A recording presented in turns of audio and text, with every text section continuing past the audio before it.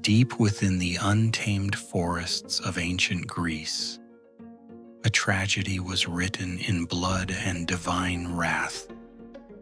A story not of a villain, but of an innocent mortal who saw what no human eye was ever meant to behold. This is the tale of Actaeon, a master hunter, a prince of Thebes, and a man beloved by the gods, until a single accidental misstep turned his own world and his own flesh against him. In the ancient world, the boundary between the mortal and the divine was razor thin. To cross it, even by accident, meant absolute destruction.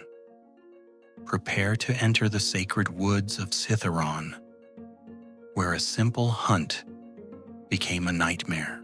And remember his name, for his story reminds us that sometimes the gods do not offer mercy. They offer monsters. This is the tragic fate of Actaeon. Actaeon was no ordinary man. The son of Aristeus and Otnoe, he was raised by the wise centaur Chiron. Under Chiron's tutelage, Actaeon learned the secrets of the wild, becoming the most skilled hunter of his generation. He knew the tracks of every beast, the language of the birds, and the hidden paths of the mountains. He was a hero in the making, celebrated by his people and destined for greatness. But his greatest pride was his pack of hounds. 50 magnificent, loyal, and ferocious dogs. Raised by his own hand, these hounds could track anything that breathed. They loved their master, and he loved them like brothers. On a scorching midsummer day, when the sun burned high in the sky, Actaeon and his companions went deep into the mountains of Megara. The hunt was successful, the game was heavy, and the men were weary. Little did they know, they were approaching the edge of the world, seeking rest from the oppressive heat. Actaeon wandered away from his companions. He followed the sound of trickling water, entering a secluded valley known as Gargaphia. It was a place of untouched, supernatural beauty. This valley was not meant for mortals.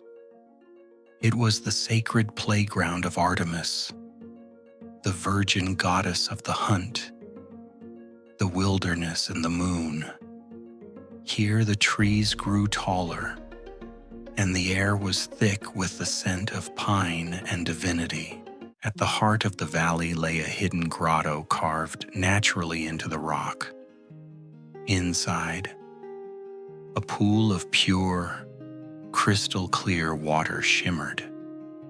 It was here that Artemis came to rest, away from the eyes of gods and men alike. Actaeon, completely unaware of the sacred ground he trod upon, kept walking.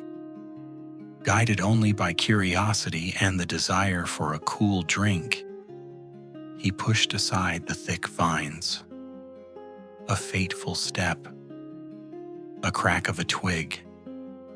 The silence of the grove was broken. Inside the grotto, Artemis was bathing, surrounded by her loyal nymphs. In an instant, the peaceful waters turned into a scene of absolute chaos. The nymphs shrieked in horror, rushing to encircle their goddess, trying to shield her naked divinity from the intruder's eyes. But Artemis stood taller than them all. Her modesty was breached, her sacred privacy violated. Her eyes flared with a cold, terrifying silver light. She did not have her bow or arrows nearby, But a goddess does not need weapons to destroy a mortal. As Actaeon stood frozen in awe and terror, unable to speak, Artemis scooped a handful of water from the pool. With a curse of pure venom, she splashed it directly into his face. "Go now," she whispered, "and tell men you have seen Artemis naked if you can." The divine water burned like acid, but it did not scar. It transformed. Instantly, Actaeon felt a strange, agonizing sensation. His skin hardened, growing coarse, spotted fur. His hands touched the earth, morphing into long, slender legs with hooves. From his head sprouted massive, heavy antlers. His neck stretched. His ears grew sharp and alert. In less than a minute, the proud prince of Thebes was gone. In his place stood a magnificent, trembling stag. He tried to scream for help, but only a low, animal groan escaped his throat.